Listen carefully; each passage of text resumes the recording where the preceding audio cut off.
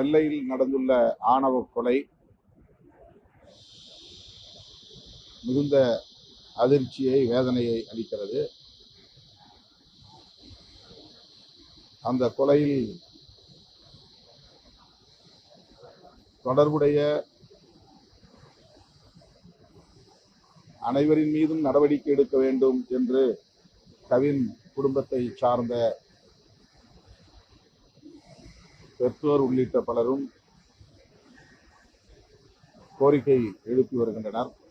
இன்னும் அவரது உடலையும் திரும்ப பெறவில்லை. இந்த நிலையில் படுகொலை செய்த சுஜித் மற்றும் அவருடைய தந்தை, காவல் உதவி ஆய்வாளர் சரவணன் ஆகிய இருவரும் கைது செய்யப்பட்டிருக்கின்றனர். ஆனால் கவினுடைய தந்தை சுஜித்தினுடைய தாயாரையும் கைது செய்ய வேண்டும் என்று வலியுறுத்தி வருகிறார். காவல்துறையில் அவரும் அந்த பெண்மணியும் பணியாற்றுகிறார் என்பது குறிப்பிடத்தக்கது. 3 பேரின் மீதும் முதல் தகவல் அறிக்கை பதிவு செய்யப்பட்டிருக்கிறது. முதல் தகவல் அறிக்கையில், அதாவது எஃப்ஐஆரில்,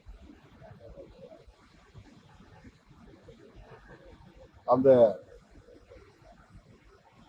தாயாரின், அதாவது சுஜித்தினுடைய தாயாரின் பெயரும் இடம்பெற்றுள்ளது என்பதை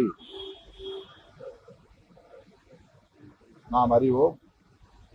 எஃப்ஐஆரில் இடம்பெற்றுள்ளவரை கைது செய்வதிலே காவல்துறைக்கு என்ன தயக்கம் என்று தெரியவில்லை. கௌசல்யா சங்கர் விவகாரத்தில் சங்கர் படுகொலை செய்யப்பட்ட போது நேரடியாக அவர்கள் யாரும் தலையிடவில்லை. கூலிப்படையை கொண்டு படுகொலை செய்தார்கள். ஆனால் சங்கர் படுகொலையில்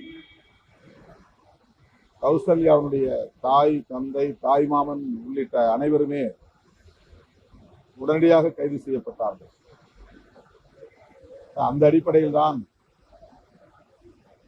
இந்த கோரிக்கையை கவினுடைய பெற்றோர் முன்வைக்கிறார்கள். தமிழ்நாடு அரசு பாதிக்கப்பட்ட குடும்பத்திற்கு நீதி கிடைக்கும் வகையில் சட்டப்பூர்வமான கடமைகளை ஆற்றும் என்று நான் பெரிதும் நம்புகிறேன். அந்த வழக்கை சிபிசிஐடி விசாரணைக்கு